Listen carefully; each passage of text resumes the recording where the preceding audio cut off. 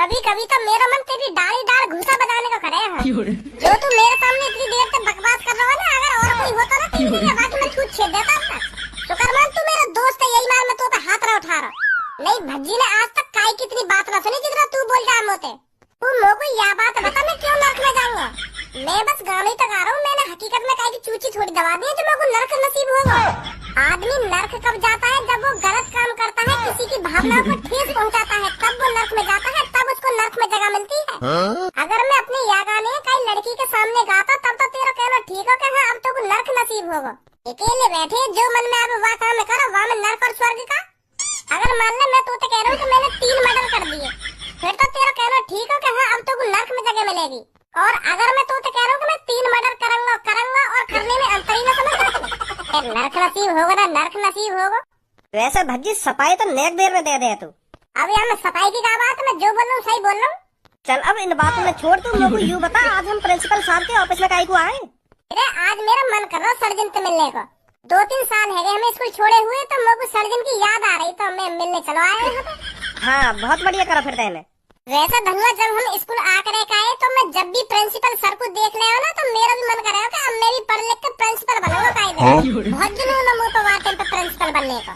अगर तुझको प्रिंसिपल बनने को इतना जुनून हो तो क्यों ना करी तेने पढ़ाई लिखाई में मेहनत, क्यों ना बनो प्रिंसिपल तू? वो एक दिन सगरा जुनून उतर गो मेरा। एक दिन मेरे मन में आई कि हमारे स्कूल के सबसे बड़े आदमी प्रिंसिपल जी हैं। और फिर मैंने सोची यूँ तो बहुत महंगी गाड़ी में आते होंगे स्कूल में, तो फिर मैंने अगले दिन उनकी गाड़ी देखने के लिए गेट पे इंतजार करो कि कब प्रिंसिपल सर आएंगे और कब मैं उनकी महंगी गाड़ी देखूं। तो फिर अगले दिन मैंने देखा कि मास्टर जी तो बैगनार में आ रहे हैं। उनकी गाड़ी देखने के लिए गेट पे इंतजार करो कि कब प्रिंसिपल सर आएंगे और कब मैं उनकी महंगी गाड़ी देखूं।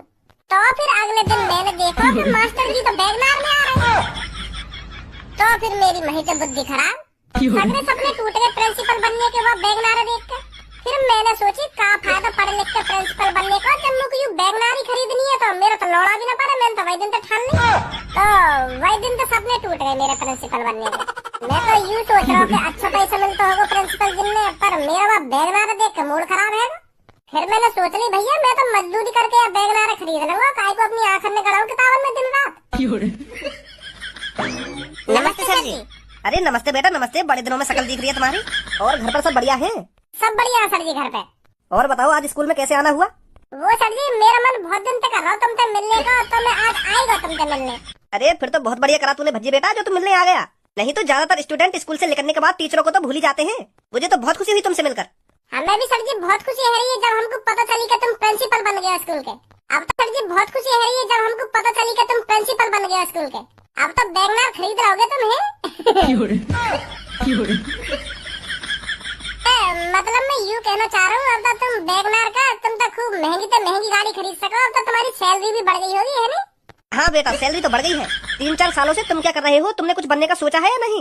मेहनत चल रही सर जी हमारी, बनेंगे हम भी कुछ ना कुछ तो। वैसे क्या बनना चाहते हो तुम?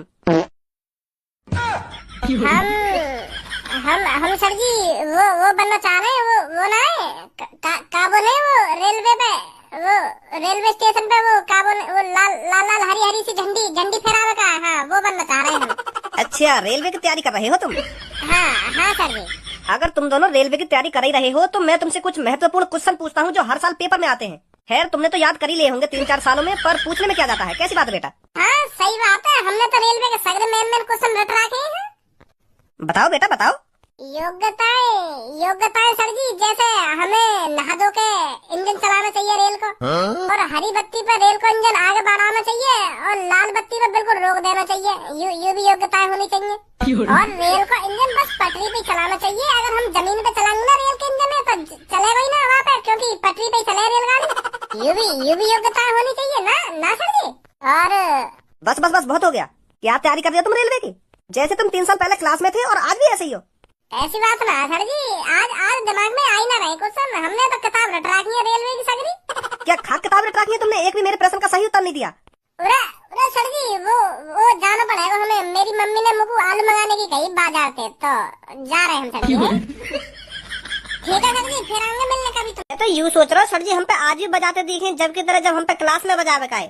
लोगों तो वही दिन याद दिवा दो सर जी ने जब हम पे क्लास में बजा बेकाए।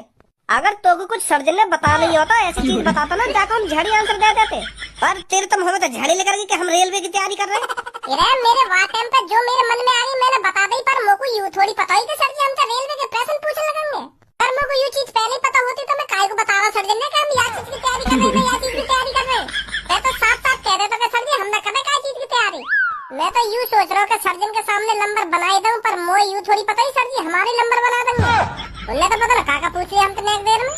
तो कुछ सर्जन तो यूँ कहनी चाहिए कि सर जी हम फौज की तैयारी कर रहे हैं, फौज की। लौड़ू फौज में का हम बिना पेपर दिए लग जाए तो सर जी हमसे कुछ ना पूछते। हाँ यह बात अभी सही कह रहा है तू, फौज को भी पेपर हो गए।